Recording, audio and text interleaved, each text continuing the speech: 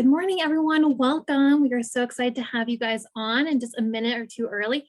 We would love to see where you guys are joining us from throughout the state or beyond this morning. So if you want to put that into the chat box, and we'll get started probably in about 1 minute.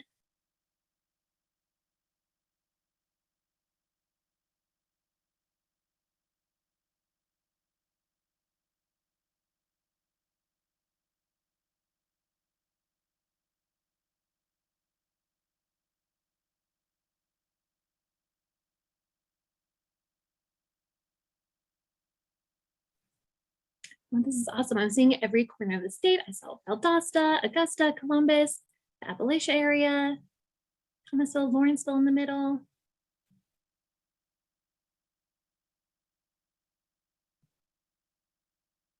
St. Simons, Watkinsville.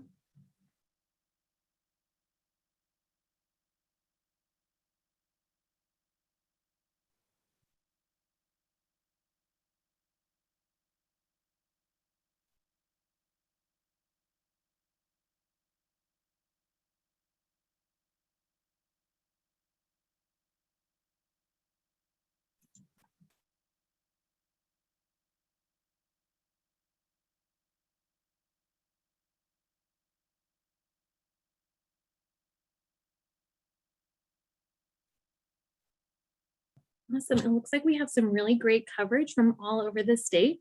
And thank you guys for being with us a little extra early for the opening plenary. You're going to get a lot of information about the conference and what we have going on here today. So I'm going to go ahead and get started so we can stay on track for time. So I'm going to go ahead and pass it off to the Prevent Child Abuse Director, Jennifer Stein.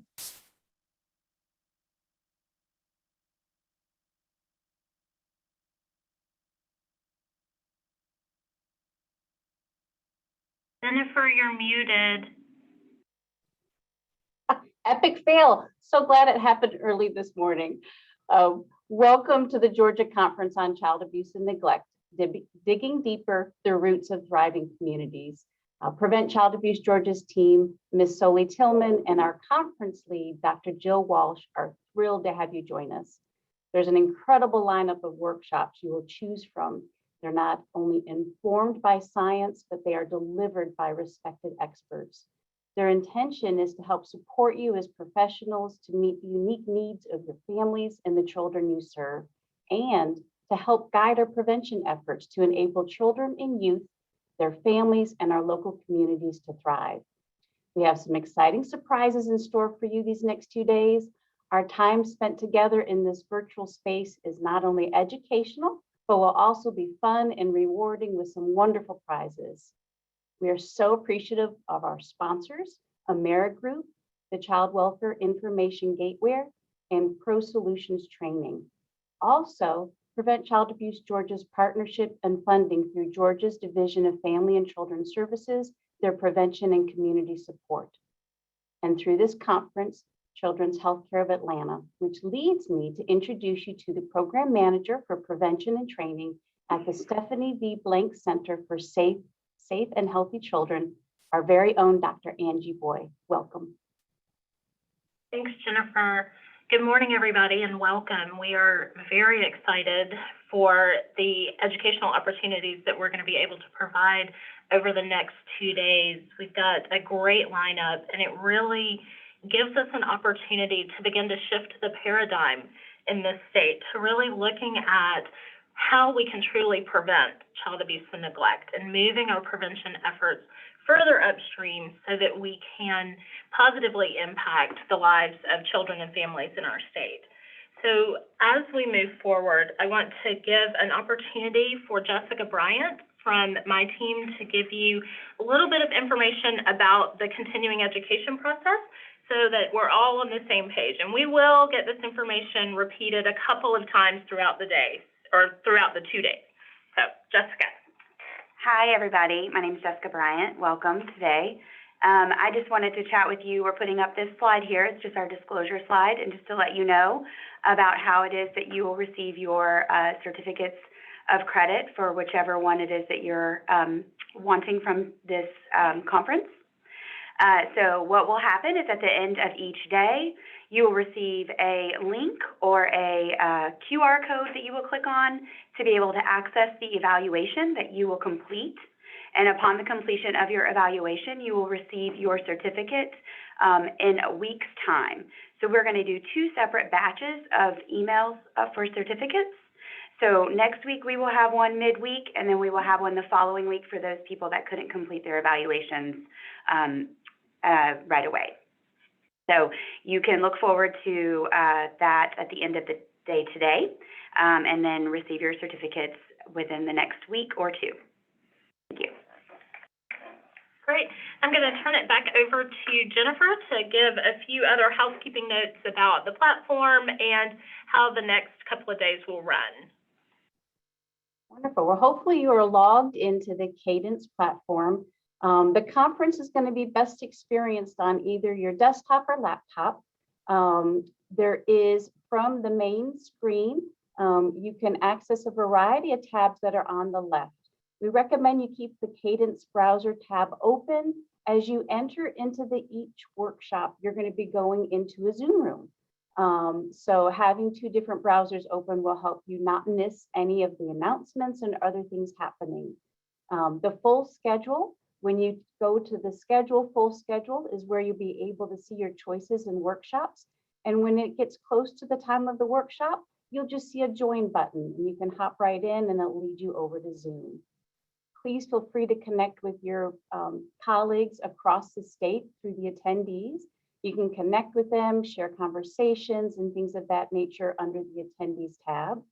And then of course our speakers. With each workshop only being about an hour, we're going to be giving a very brief introduction of these professionals. So please take a moment and read about the speakers that have stepped up to be a part of this 2-day event.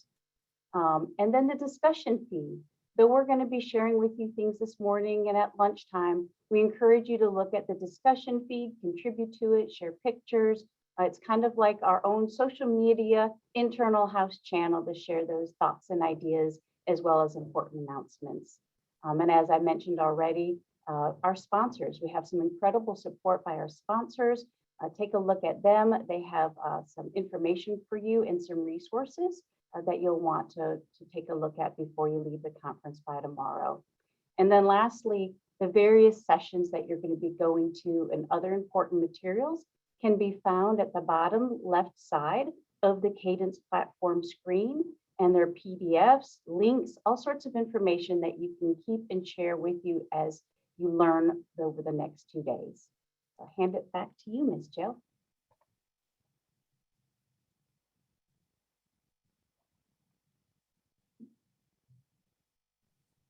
We also have some great giveaways for you guys. So the first one that we'll be giving away, we'll be giving away 20 copies of the Black Foster Youth Handbook that is by our Day 2 keynote, Angela. So we'll be giving away 20 today and 20 tomorrow. So if you show up to workshop session and participate either in the chat box or either way, we'll be selecting people that way. So there will be 20 people today and 20 people tomorrow that will receive this handbook. And then we all get to see her speak tomorrow. We are also giving away, let me change this slide. From our Day 1 keynote, who is Dr. Lynn Davey. She does an amazing job helping organizations reframe their message and really hone in on solution-based, how do we get this out there? And we are giving away 1 coaching session with her. And so you get to have her look over some of your materials, have a one-on-one session with her to discuss it and get some edits and feedback to help you guys best communicate. How do we want to go upstream for that primary prevention? How do we become more solution-oriented? And so I have the link right there for you guys. And this one we are doing, you have to enter to win. This is a really great prize. So we want to make sure that we're not just pulling it from the whole list, but from an organization who thinks that they would really be able to utilize that. So I'm putting it in the chat box now, but you can also see the tiny URL on the screen. And we'll announce the winner of this at the end of the 2nd day keynote. So we'll be announcing these again throughout our conference so you guys can realize these. But now we're going to go a little bit deeper into some primary prevention from Dr. Angie Boy. Thanks, Jill. As we mentioned at the top, we really are spending the next 2 days really getting at the roots of what helps our communities thrive. but we're also looking at areas where these roots have been negatively impacted, and how can we reframe what we're doing as a community to really get at the root causes of abuse and neglect in our communities. And so we're going to spend a little bit of time this morning setting the stage for that. And so the first thing we're going to do is watch a brief video. This is a YouTube clip on Upstream Prevention. So it's just a great way to really get at what we're talking about, and then we'll move forward after that. There was once a carpenter that lived by a river in a village near you. Every day, with his trusty hammer, he built boats out of wood. One day, as the carpenter was working, he looked out onto the river and saw a child trying to swim towards the shore. "Help," said the child, "the current is too strong." So the carpenter grabbed a boat and rescued the child. "How did you get into the river?" asked the carpenter. "I fell in upstream," said the child. The next day, when the carpenter looked out onto the river, he saw two children struggling to swim towards the shore. "Help," the children said. The carpenter called out to another villager, and together they rescued the children. But the next day, there were 5 children, and the next day, there were 12, and soon the whole village was busy rescuing children from the river. The villagers grew weary, and some of the boats started to leak and break from overuse. The carpenter worked tirelessly to repair them, but as the number of children in the river grew, soon there weren't even enough boats to get the job done. One day, the carpenter asked himself a question. Why and how are so many children falling into the river in the first place? So he bravely ran upstream to find out. There, he saw a big, windy village with many houses, and some of the houses were in a state of disrepair. And when the wind blew especially hard, the houses creaked and cracked, and things were swept out of them and into the nearby river. Sometimes what was swept up was children. The carpenter saw an old lady walking by. "Excuse me," he said to the old lady, "tell me, why are these houses so broken down? Why aren't these houses stronger?" "The people of this village want to fix these houses so that they can resist the wind," the old lady replied. "But we do not have the tools to do so, and the wind lately has been especially strong." "I can help," said the carpenter. And with the help of the old lady, he gathered the villagers, gave them his hammer, and taught them how to use it so that they could learn to make their houses strong when the wind blew especially hard and keep their children from falling into the river. Yay! Because you see, if we make the effort to go upstream and help build strong foundations there, we won't need to work so hard to rescue children downstream.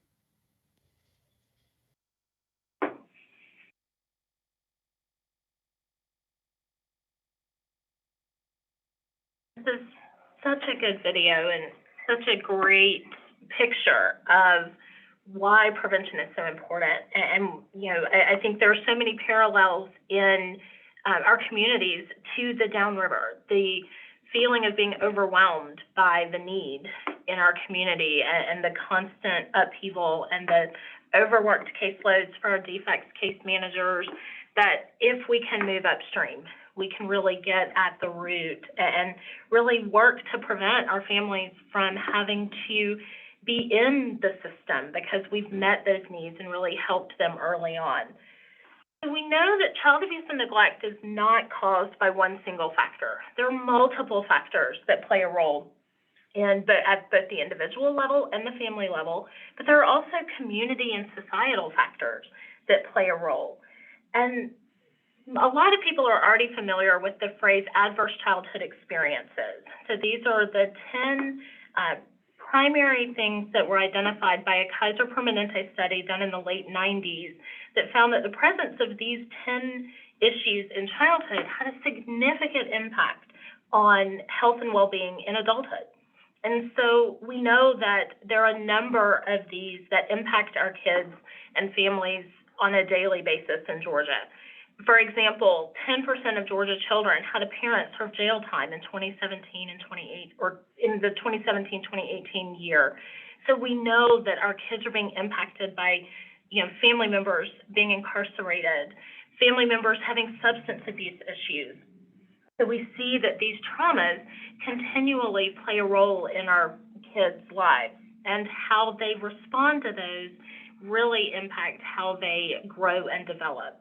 We also know that there are impacts for adverse community environments. So things like poor housing quality and affordability, poverty. 21% of Georgia's kids live in poverty. So this is a big deal. But we also see lack of economic opportunity, lack of economic mobility, and social capital play a role in how our children are raised in our communities. And so these adverse events can add to the adverse childhood experiences. But then we also know that there's an impact on adverse collective historical experiences. So things like slavery, the Holocaust, genocide. All of these issues are playing a role and making a difference in how our children experience their childhood and how they grow into adulthood. We also know things like pandemics play an extreme role in how our communities are able to respond to things, and it exacerbates some of the other adverse community environments. So we really see that all of this plays a role in building the system that our children grow up in. And so we as a community really have to work on those root issues in order to make a difference in the adverse childhood experiences. And the next 2 days, we'll really get at what we mean by that and what are some practical examples of things we can do to help our children and families. We want to move on to the next slide. Part of the issue we have is that our prevention triangle, anybody familiar with public health is sort of aware of this triangle. Our prevention triangle is really messed up. We've got our priorities in the wrong spot. We spend a lot of our energy on that bottom, tertiary prevention. So this is focusing on families where maltreatment has already occurred. It's very, very reactive. So there's just a lot of focus and effort once kids are have already been harmed and families are already experiencing the stress and the difficulties that come with working and navigating within the system. Then we do spend some of our money on that secondary prevention, targeting individuals and families where maltreatment is more likely. So those families that are identified as high risk. A lot of this is really designed to prevent foster care and entry into foster care. We're still not getting at the root of what has led these families to being more high risk. And then the smallest piece of our money is on primary prevention. So where we're doing those universal supports for families, we want to focus on strengthening families and using the skills and the resources that we know work. There is evidence to prove they work, but that's where the smallest part of our money goes. What we think prevention should look like is to flip the triangle. And so we focus the bulk of our efforts on that primary bucket. Can you flip to the next slide, please? Where we move to that primary focus. So we're intervening before maltreatment occurs. We're doing that universal work. Things like economic supports and concrete resources for families, expanding access to childcare and early childhood education for kids, providing parent education through parent cafes or other parent resources within our communities, parent mentoring projects where you can partner parents to really work and address the stresses. What school-based programs are available? Are there parent education opportunities available within our schools? What can our PTAs do? Things like that. We're really building our families up to where they have the supports they need. And we keep that secondary prevention because it is important. We do have families that are at higher risk. There's families with substance use issues, with domestic violence, things like that. But we can also really work and focus here on building parenting skills and really focusing on what parents need, educating about the proper expectations for child development. We've had experiences where parents just had extremely unrealistic expectations of what their child should be able to do, and it was leading to stress in the relationship and could potentially have led to abuse. So building those skill sets are really, really helpful. We also know that we still are going to need the tertiary prevention, so those efforts with families where abuse does occur. It is still going to occur. We just want to lessen the amount of abuse that occurs. So we do still need to have resources available for foster care. We still need the child welfare system and will have involvement, but we can build wraparound services for those children and families so we can prevent future violence. And we know that that investment really can make a difference. And the next slide really shows the bulk of that from a monetary perspective.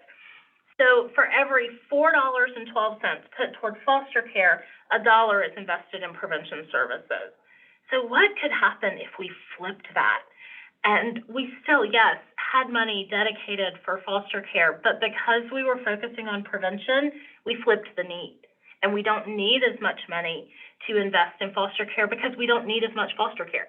We have supported our families. We've built up our parental supports to where our families feel supported and they can get the resources they need and abuse and neglect doesn't occur. Or we build a framework around that family to where we can support them as they're addressing the issues and foster care is not needed.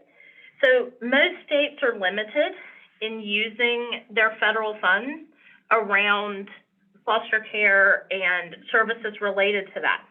The Family First Prevention Services Act of 2018 and the Family First Transition Act of 2019 give states an opportunity to invest that federal funding to support preventive services, including substance abuse, mental health, and parental skills training to try and keep kids at home. The drawback is that it's still really geared toward preventing foster care use. And so it's not quite to the point that it's that universal prevention money and focus, but we're getting there. We're making vast improvements.